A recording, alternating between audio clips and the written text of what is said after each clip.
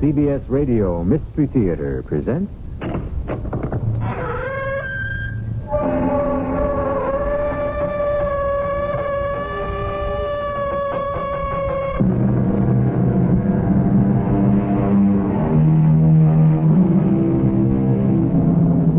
Come in. Welcome. I'm E.G. Marshall.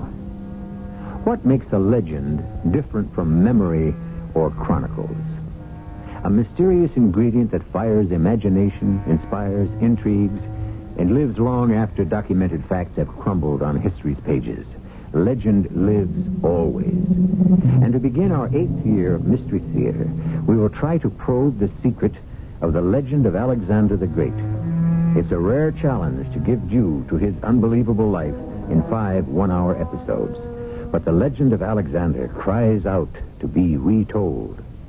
You loved me once, Philip. Do you remember? When I was 20, Olympius. I'm a grown man now. You want me to say I love you as I once did. I don't, and I can't. I'm faithful to only one thing, the Empire. I give it all my love. You have none for our son, Alexander. If I can drag him away from your influence and make a man of him.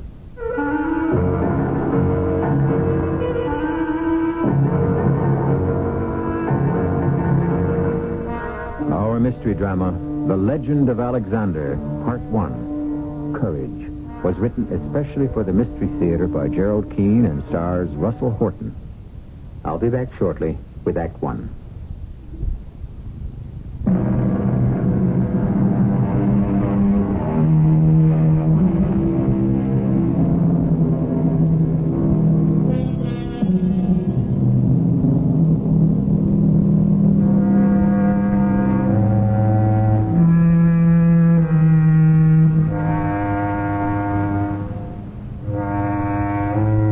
Take a year, 2,300 years ago. Take a king, Philip of Macedon, military genius extraordinary.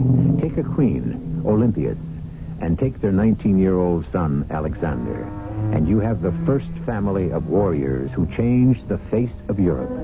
Were their destinies in their own hands, or, as the Greeks believed, in the hands of the gods? Mother, it's not true. It couldn't be. It is true, Alexander. What is so strange about it? Because it's incredible. It's never happened before. And I have felt none of this. Wouldn't I know? I mean, I would feel quite different from an ordinary mortal. Alexander, you are different, and you will be even more so. Do you believe there are gods of the weather and the sea? Of course. And goddesses of wisdom and love and marriage? Yes, I do. And that Zeus reigns from a palace at the top of Mount Olympus? But, Mother, you Let said... me finish. Wouldn't it be extremely foolish of me to lie about our great Zeus to you, Alexander? I don't think you would, Mother, but... perhaps what you say happened was all a dream. It was no dream. Zeus is your real father, Alexander. It's too much for me to believe. Would you believe it if there were some sign? Mother, I wish you would stop this. It isn't right. How can you, a mortal, compel Zeus to give me a sign? You have forgotten, Alexander. I am Olympias, Queen of Macedon. There have been many queens, Mother, but none have slept with a god. You have had your say. Now be quiet. Hand me my lyre. Great immortal Zeus, cast your thunderbolts upon our land. Lift your arm and bring about the lightning and the rain. Mother, the sun is shining. What are you doing? What are you asking for? Great Father of us all, show our son Alexander that he indeed has sprung from your loins. The sky. Mother, look. It's black with clouds.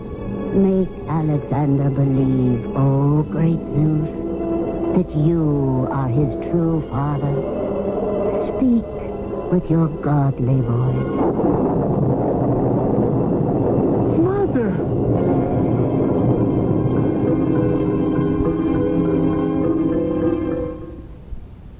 Come out on the balcony, Alexander. Now, what do you say? The rain, the thunder, it stopped as suddenly as it began. And the sun is out? I don't know, Mother. I just don't know. What I told you is true. It is the heart of everything. But all this time, these years, my father... your husband, Philip of Macedon, if I am not his son, why is it I feel exactly as he does about so many things? The way any son would take after his father. He is dark, and you are fair-haired. He is a warrior, and at heart, so am I. You have never been to war. How can you say that? But I want to. Oh, Mother, thunderbolts or lightning, I cannot accept what you say. You will not be convinced. All these years, everyone has always said, Alexander, you are the image of your father. Haven't they? And what of my limp? Now, there's nothing wrong with my leg, and yet I find myself hobbling the way my father does. And he got that wound long before I was born. Look at me. Now, look. I'm limping around with my left leg as he does. And do you remember at the Battle of Amphilopolis? When word came that his eye was struck out, well, from that moment I couldn't see. I could not see. It's still hazy in my right eye. Now, Mother, how could that be if his blood is not in my veins? You are an ungrateful child. For 19 years, I have kept this from my husband so that one day I could tell my son... Oh, he doesn't know? My father doesn't know? Why should I tell him? It was my privilege to know Zeus, not his.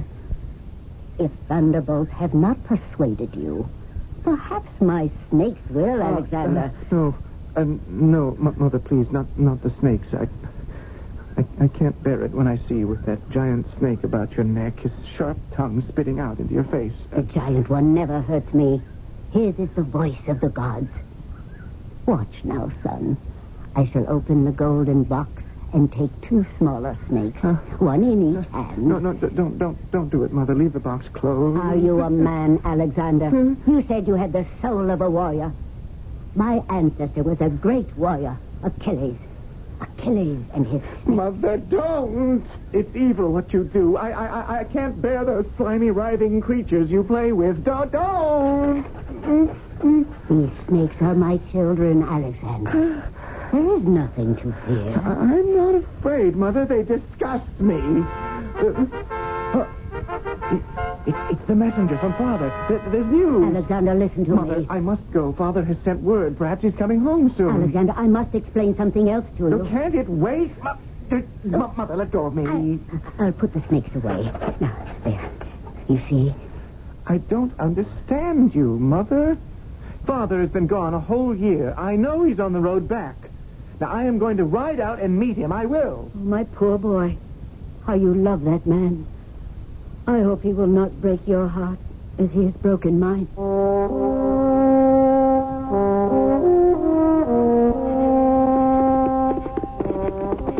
Who goes there? Alexander, son of Philip. Take me to him. Not at this hour. I've ridden 33 leagues. A day and 2 nights. Now, I am not waiting or turning back for a century. The king is not to be disturbed. Not for his son? Those are my orders. Sentry, if you wish to preserve your life, you'd better show me the way to the king's tent. I'll show you with my sword. You stupid soldier. I'm coming down from my horse. Now, Sentry, put that sword away and take care of my horse. Water him and rub him down well. I told you the king will see no one. By Zeus, I'll find him myself. Now get out of my way. I'm Alexander, his son, you fool. If I must, I must. If there's no other way, I'll have to kill one of my father's sentries. Have that,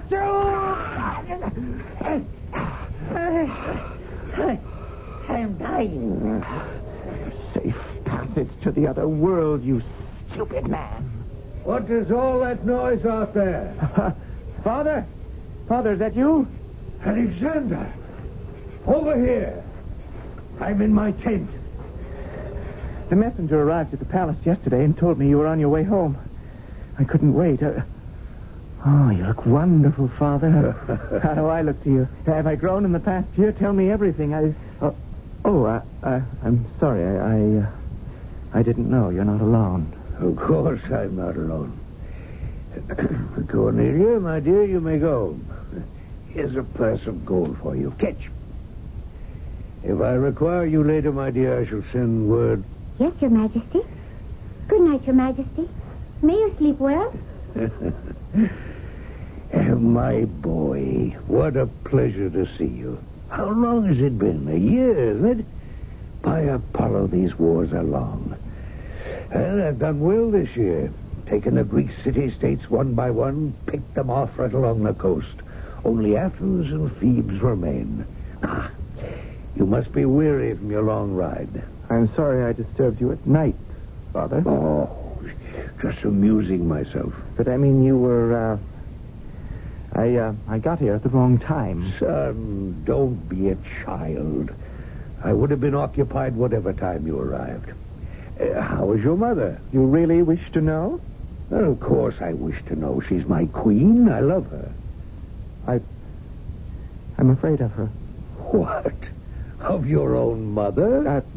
What I should say is I'm afraid for her. Oh, yes. That old business with the snakes and the sorcery. Those unnatural things she swears by. I don't know what to make of her, Father. My dear boy, when I met your mother, it was in Epirus. She was the most beautiful thing I ever laid eyes on. And we had you, a beautiful baby. I'm a happy man. So a few snakes and demons and strange rites, if they please her, why should they bother me? Does she still talk of being the granddaughter of Achilles? Yes, she said that. You believe it? It's all nonsense. Apollo only knows what she's been saying to you. And I'd put it all out of my mind. What kind of a horse was that you rode from Pella? Oh, I didn't pay much attention, Father. I just took the first steed the stable had ready. Tomorrow, Philonicus is bringing me a horse he values highly. I'm looking for the right animal for my triumphant entry into Pella. Alexander, tomorrow morning, I want you to help me select the horse. Let me see now. We still have a few hours left till dawn. Tomorrow's the big day, the start of our march back home. Captain Cyrus. Yes, Your Majesty. Cyrus, this big strapping boy is my son. Alexander, Captain Cyrus, captain of our cavalry. Cyrus, find one of the courtiers' tents, kick the man out, and make it available to my son. Yes, Your Majesty. And, my boy, if you wish a little comfort, I'll have the captain... I would rather stay here with you, Father, and have you tell me about all the battles you've been fighting. Well, to tell the truth, I'm a bit weary. So I'll probably get back into bed by myself.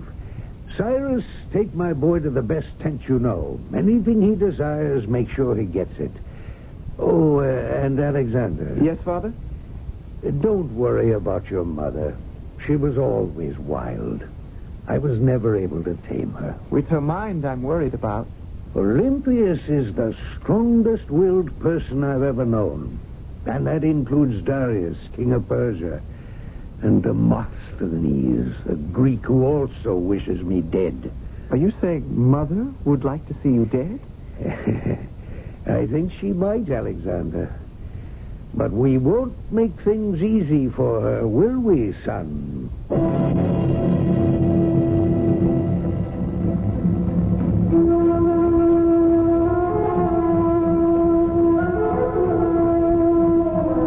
There we have it.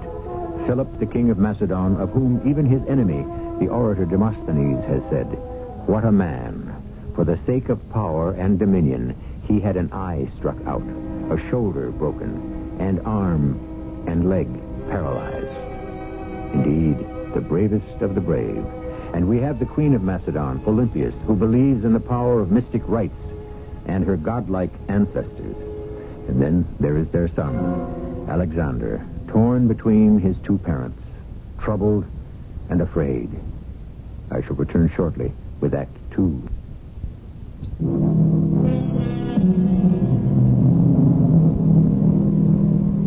We are about 100 miles, 33 leagues, from Pella, the palace city of Macedonia.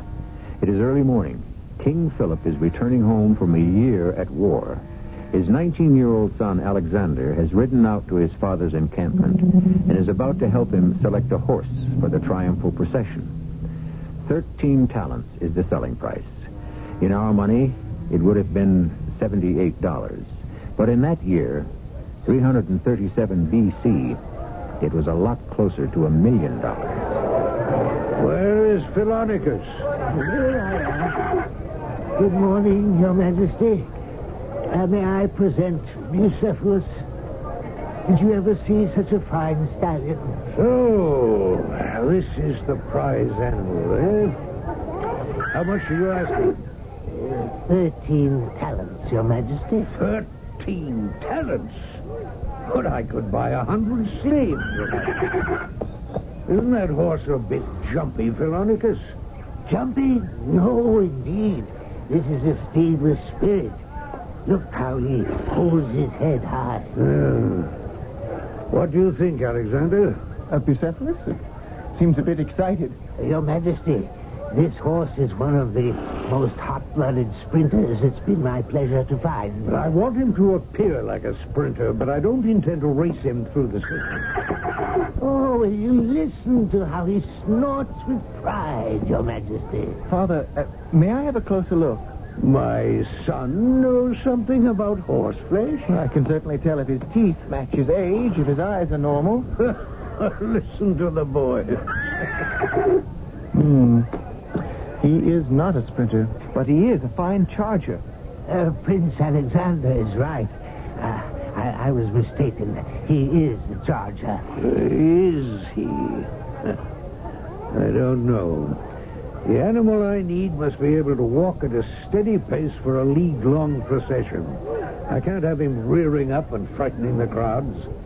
Go find me another horse, Philonicus. Your Majesty, there is none finer than Bucephalus. None more obedient. He'll do as he's told, believe me. If you think so highly of him, Philonicus, then get on his back and show us how tractable he is. Well, I don't ride, Your Majesty. Oh, you don't? What do you think of that, son? A man who sells horses should know what he sells. And one can hardly know a horse without mounting him. Well said. So you won't ride him, eh? Not won't, but can't, Your Majesty. I never learned. He's broken loose. Father, out of the way. This is a very dangerous animal. Bucephalus! Bucephalus! Alexander! I don't think we should waste any more time with that animal. Captain Cyrus, arrange for another horse dealer to be sent to me within the hour. Father, about Bucephalus. I have an idea. Now, the subject is closed. You probably could ride him, Father. I know I could. That's not the point. He's not what I'm looking for. Certainly not for a victory procession. Yes, I'm talking about you, Bucephalus. Philonicus, get rid of him. The beast is obviously vicious and unmanageable. Come, Alexander, we'll go review the troops. Bucephalus is an excellent horse. It's a shame no one knows how to handle him. Oh, and you do? Oh, yeah. Bucephalus is an exceptional thoroughbred. He could be ridden. By you? All one needs is understanding and a bold hand. Yes, I can ride that horse. You have my permission. Shall we place a bet on it? If I cannot, I'll forfeit the 13 talents he's worth. Done. Go right ahead. I'm curious to see who will be master, a four-legged beast or a two-legged prince, a rebellious animal or a rash youth. If I hadn't seen it with my own eyes, I wouldn't have believed it, Your Majesty. Cyrus, did you see which way my son rode off? The rising sun was in my eyes. He seemed to disappear like that. He's not back yet. If that Bucephalus has thrown him somewhere and the boy has to walk back, it'll serve him right. Still, you have to admit, Prince Alexander tamed the fire out of that horse in no time. Got on his back, trotted one way, trotted another. Yes, I saw. You needn't remind me. I was surprised, I admit it, especially because since he was 13, his teacher has been Aristotle. I didn't think the old man knew that much about animals. Look, Cyrus, straight ahead. What? Isn't that a shadow moving this way on the top of the hill? That could be Alexander, Your Majesty. It is him. Well done! Well done! Good Bucephalus! You and I will be friends. No one need give me a leg down. I'll jump it. Well, Father? My son, my Alexander, you put me to shame. It wasn't your fault. You thought of me as still a boy who couldn't know how to handle him. I think you're right. But why? That's what interests me. Why did I doubt you? Dearest Father, we'll talk about it alone in your tent.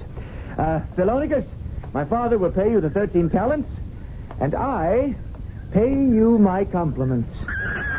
Bucephalus will be my horse for as long as he'll carry me.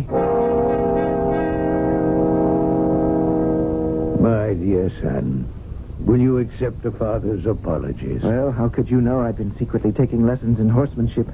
You haven't seen me in a year. Before that, I think you were home for a month. Before that, another war and another year's absence. Father, we live in our memories of things as they were, and in yours, I was a boy. Those sound like the teachings of Aristotle. They are. But he's getting old, so I've been learning the military arts from Leonidas. It's he who taught me the nature of fear.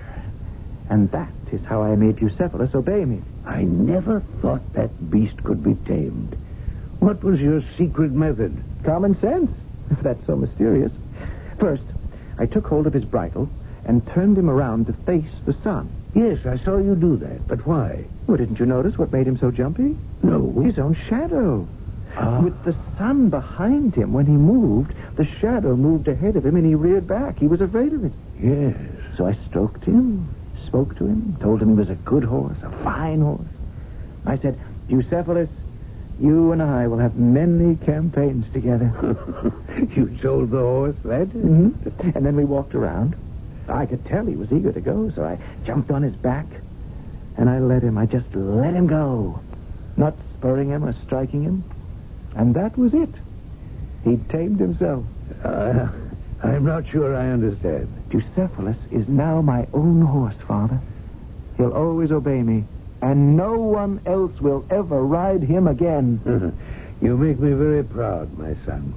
I can already see Macedonia will be too small a kingdom for you. You must find a land equal and worthy of yourself. When we arrive home, will you tell Mother I'm no longer a boy? And that my place is not at the feet of Aristotle, but by your side, Father? In battle? I shall announce it to the world, Alexander.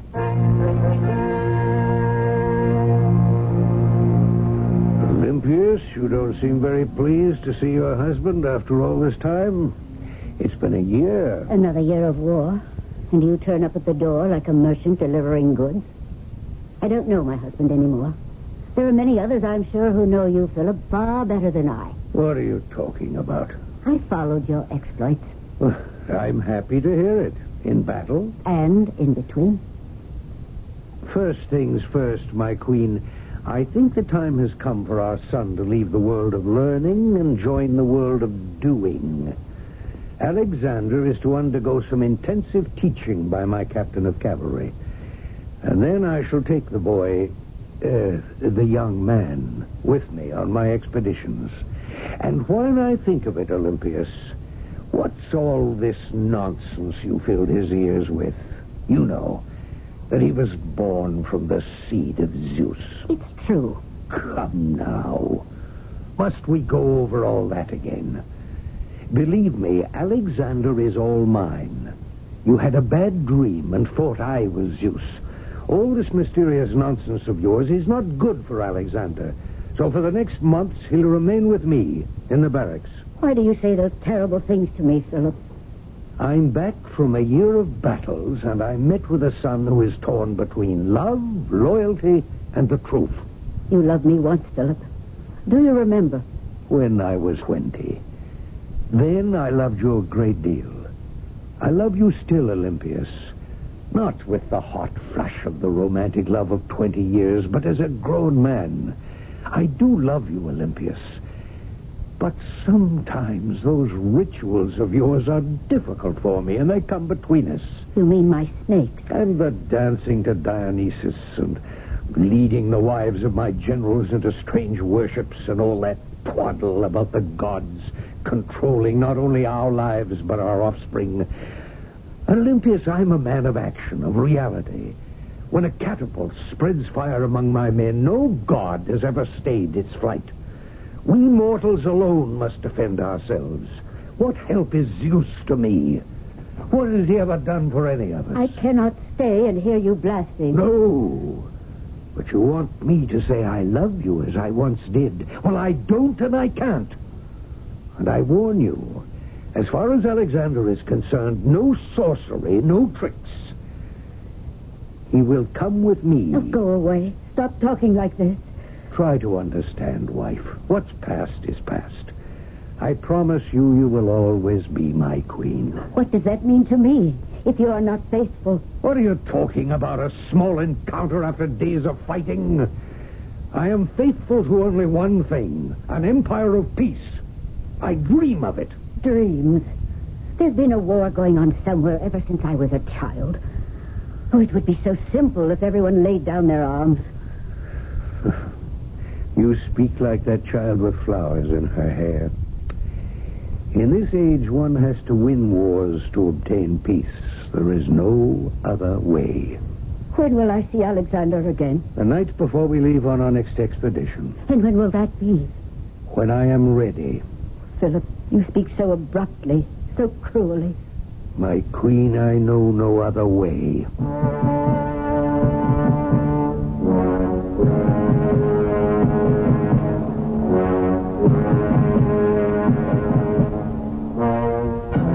This day marked the turning point in Alexander's life. From this day forward, he dedicated his life to the aims of his father, to form a League of Nations united for the benefit of each.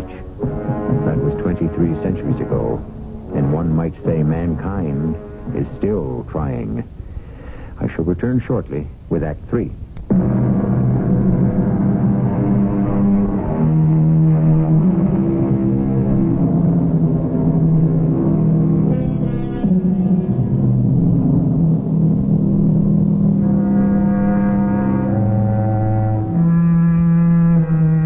Alexander is not yet 20 years old. His life has become a constant tug of war between a battle-weary father and a strange and wild mother. And Alexander, the rope between them, is doing what he can to hold them together. In the process, he is almost torn apart himself. All this while, he is learning how to become a soldier. Captain Cyrus, how many men in a phalanx? 16 rows of 16, Your Highness. Now they're in close formation, lances over their heads. Now they are resting their lances on the shoulders of the row ahead. Making a pretty solid wall of iron. Your father's idea. Each of the men is a trained hunter. I'll have to develop my arm a lot more before I could even lift one of those lances. They're 21 feet long. When we go into battle, nobody can stop us. In battle, then, Captain, they hurl their lances. Then what's left to fight with? Short swords. And everyone carries shields, too. Now, let's see if I have it. Behind the phalanxes come the archers. Behind them, the siege trains with the catapults and battering rams. Correct. Now, if you'll follow me to the stables, I'll give you an idea of what our cavalry looks like. It's the cavalry for me. Your Highness, having seen you on horseback, I never had any doubt of it.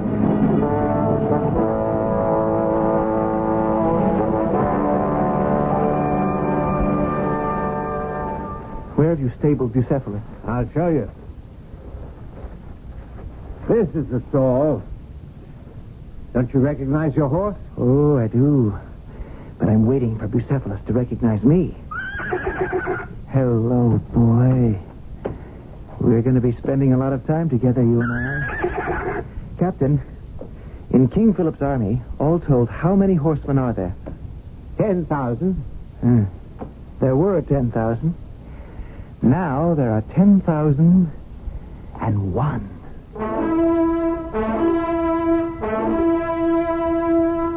Alexander, I hear good things about your military progress. Captain Cyrus says you learn quickly. It's been 2 months. I should have learned something. But I want to see action, Father. Very commendable. I'm going to speak frankly. Why didn't you tell me Tell you what, son. that you're planning a campaign? I'm always planning. Yeah, I'm talking about Perinthus. Well, I was going to tell you. Well, why all the secrecy? You know, if Captain Cyrus hadn't let slip one word, I might never have known. I told you when you began training you would be treated like any other soldier, and that when I was ready, everyone would be informed together. What formal words for a father to use to his son. I don't like that tone of voice, Alexander. And I don't like being treated like a child. If your campaign was to be kept secret so no word could reach the enemy, why did you think I could not keep it? Are we to be together in this campaign that you planned? The army and I leave before sunrise tomorrow, but not you. No. But you promised, Father. What happened to that promise? I need a strong man at home. Someone I can trust. You. I'm to remain here at home while you and the men I've trained with are at war? Oh, no, you wouldn't punish me in that way. In my absence, I am appointing you regent of Macedon. Your word will be law. But I don't want to be some glorified civil servant. Alexander, someday I will be no more, and you will have to rule. Accept the regency and learn how to govern. It's a great honor. And I've ordered Captain Cyrus to remain here to be your aide and advisor. Father, I've been counting on going into battle with you. How long will you be away? Time and war don't speak the same language. I don't know. Philip! Philip! Now what? Oh, Philip, I have just heard the most horrendous news. Do you know what the Athenian has done? Which Athenian? Demosthenes. Who else would have such a warped mind? I sent Pyrrhus, the most honorable merchant I know, to Athens. I know. You sent him on a shopping trip to Athens, and he was arrested. Yes, arrested. And do you know on whose orders? Demosthenes. Pyrrhus was tortured until he could stand it no longer.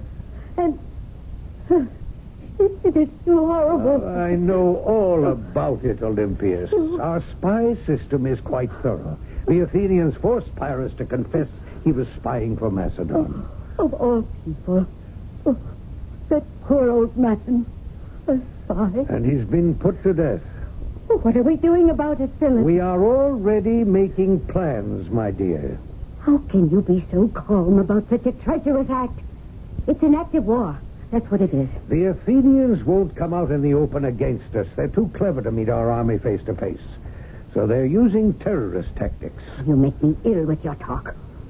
All I know is my very favorite merchant has been kidnapped and killed because Athens doesn't respect us. I'm not going to argue with you, Olympias, but I can promise you this. The deeds and the days of the Athenians are numbered. I must leave you both now. Farewell.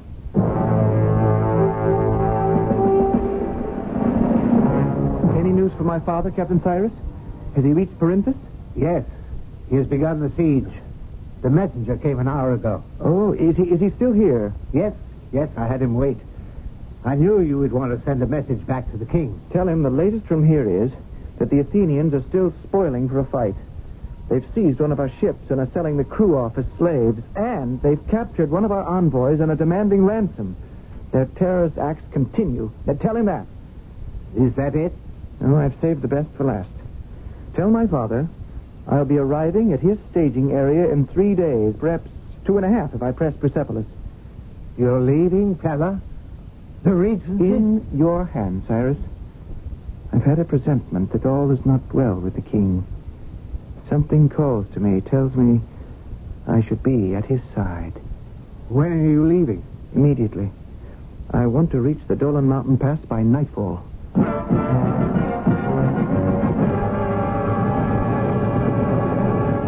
Slowly, Bucephalus. This is no time to break an ankle. Ah, it's a good boy. Oh, the moon is showing itself. Yes, I know you're thirsty, so am I. There's a stream at the top of the ridge, halfway up the pass. We'll both have a drink. Go on, right behind that clump of trees. There. Now, I'll get down and we'll walk the rest of the way. Follow me, old friend. Ah, there's the water. What did I tell you?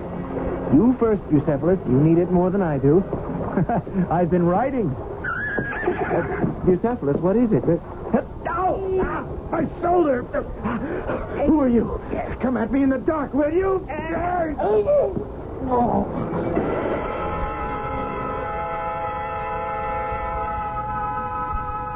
Alexander, your shoulder. It stopped bleeding, Father.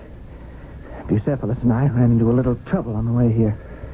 We must have it looked at. Father, I'm all right. I don't understand why you're here. I had a feeling you were in danger, Father. Have you been talking to your mother again? I must have had it all wrong. It was I who was in danger. But I handled it. That's not the point, Alexander. An army is run on orders. I did not send for you. I had to bring you the news. The Athenians, led by Demosthenes, are trying to start a revolt among your Greek mercenaries. How do you know? I killed a Greek messenger on my way here. I removed this message he was carrying here. Yes? So what it says. Be it known, 100 wives and daughters of the hired soldiers in the employ of Philip of Macedon have been taken from their homes and are held as hostage until those Greek husbands and fathers throw down their arms and return to Athens. Yeah. In 7 days, another 100 will be taken prisoner. Despicable. To hold hostage the innocent who had no part in the man's actions. Father, has there been any bad blood between the Greeks and our Macedonian soldiers? Not so far. Look down there in the valley. You'll see their tents side by side. Some flying Greek pennants, some flying ours. There's something happening to the men, Father. There is a lot more running back and forth than usual. What is going on down there? Is it possible the Greeks sent more than one messenger with that ugly story of hostages being taken? Of course. That's it. Some of them are throwing down their swords and our men are turning on them. Alexander, we have to move quickly before this turns into a full-scale riot, and I lose a quarter of my army.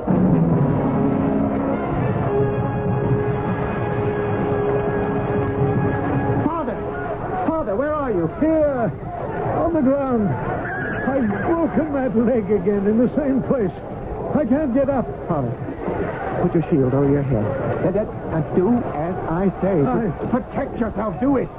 I can rally the men, but I can't give them another king.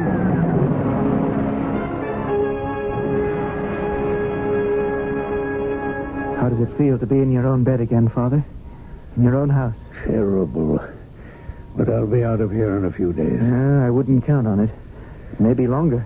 If my leg won't support me, I'll have my men lift me onto my horse. Father, give yourself a chance to heal.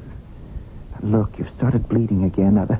I'm going to get some fresh linens from Mother. Now, don't you move.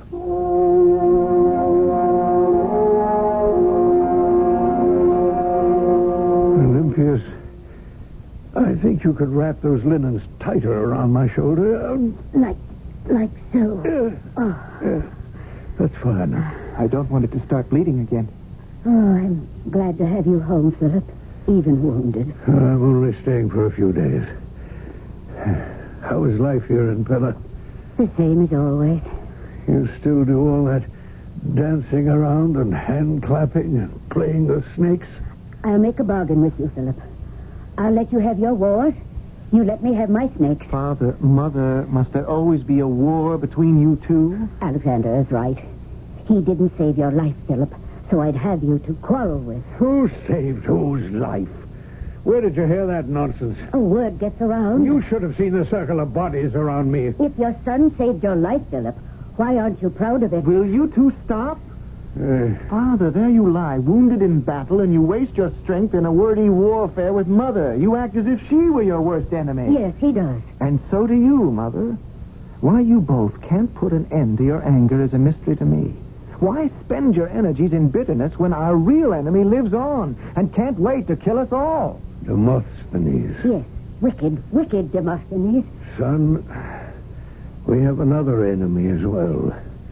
Ignorance. Yes, that too. Well, at last we're all agreed. Mother, Father, let all three of us forswear all dissent and vow together never to rest until our enemies are overcome. And we've created an alliance that can endure in peace. Here. Alexander, I am so very proud of you. I promise. So do I. And I.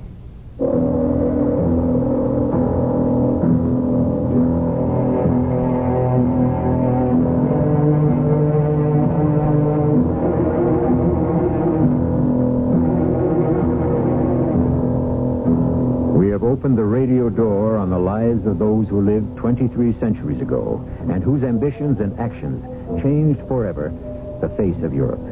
It took courage, particularly the courage of Alexander, to suspend the boundary lines between races and cultures. It took courage to instill a new idea for survival. I shall return shortly with a word about part 2 of the legend of Alexander. In the second of these 5 programs, King Philip is murdered. His son Alexander picks up the crown and the torch of togetherness and tries to make it visible to everyone. Suddenly, something takes hold of the young king, a terrible suspicion that weakens his resolve. He suspects his mother had a hand in his father's death. Part 2 of the legend of Alexander will uncover some of that mystery.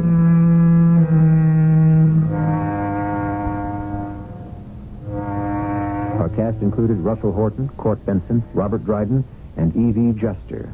The entire production was under the direction of Hyman Brown.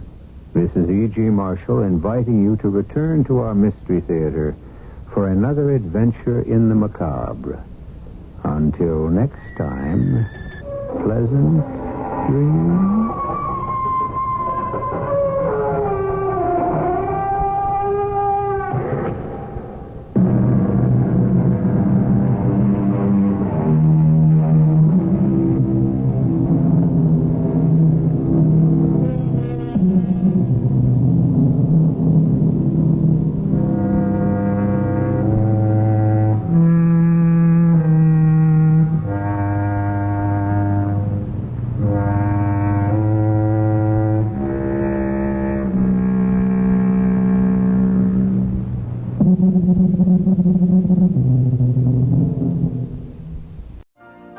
You've been listening to the OTR Gold Network.